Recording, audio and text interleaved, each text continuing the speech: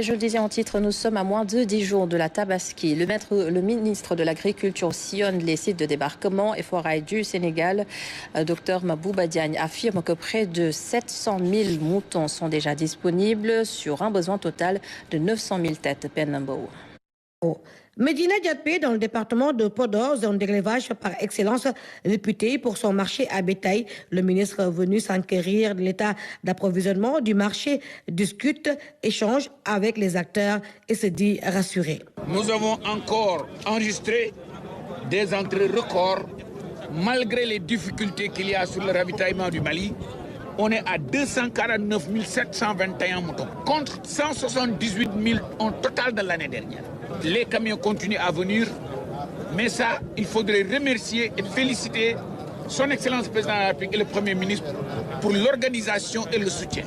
Cela pourrait s'expliquer aussi par toutes les facilitations aussi que l'État a fait afin de pouvoir accompagner les éleveurs avec l'aliment de bétail, avec tout ce qui est l'éclairage, donc la disponibilité en eau, la sécurisation des points de vente et les facilitations, la suppression des taxes. Médina Diatbé, c'est aussi une zone d'entrée de moutons venant de la Mauritanie et environ. Les acteurs trouvés sur les lieux ont félicité l'État du Sénégal pour la bonne organisation de l'opération Tabaski. Cependant, ils demandent à la tutelle d'apporter des solutions urgentes quant à la cherté de l'aliment de bétail. L'engagement que j'ai pris aujourd'hui, ensemble avec le président Arona Galoba et le président Alif Dembarou Sidi et tous les autres, on est en train de travailler sur un programme de culture fourragère d'ensilage de maïs sur 5000 hectares. Dr Mabouba Diagne a aussi décerné un satisfecit à l'endroit de ses collègues ministres, notamment les ministères des Finances, des Forces armées, de l'Intérieur et de l'Hydraulique.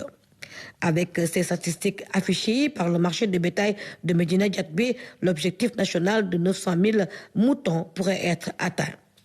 Cap maintenant sur Dara Djolof, précisément dans le marché à bétail, un forêt stratégique pour la vente de moutons de Tabaski. Mais la particularité de Dara Djolof, c'est la production locale par les éleveurs du terroir qui est parti pour apporter sa partition à la Tabaski 2026.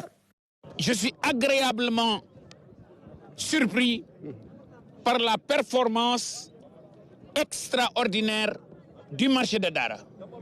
On est à J-11. Le nombre de béliers qui ont quitté Dara tourne aux environs de 47 322 moutons. Contre un total de 28 172 en 2025, c'est une performance record de 68% comparé à l'année dernière. De l'avis des acteurs venus accueillir le ministre et sa délégation, Dara Djolof peut fortement contribuer à l'autosuffisance du mouton de Tabaski au Sénégal si l'État apporte son appui totalement à la disponibilité en quantité suffisante de l'aliment de bétail. Nous, les éleveurs de Dara Djolof, nous pouvons participer à l'objectif de l'autosuffisance en mouton de Tabaski. Seulement, nous demandons à l'État de nous appuyer pour l'aliment de bétail. Mais vraiment, nous pouvons le faire ici au Sénégal et Dara Djolof est témoin de cela.